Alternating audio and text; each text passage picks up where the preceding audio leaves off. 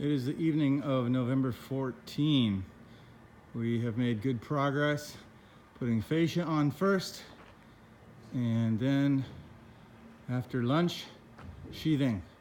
So I feel like we're right on target for a tomorrow night, having sheathing completed up here and all along here.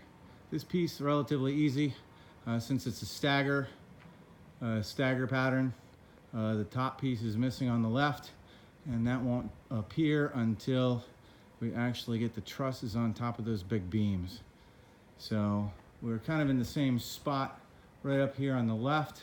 We've got one more joist that needs to be put in, and on the right we've got a little bit of trim work to deal with in order to finish that piece off. So I think we're in pretty good shape for finishing up tomorrow evening.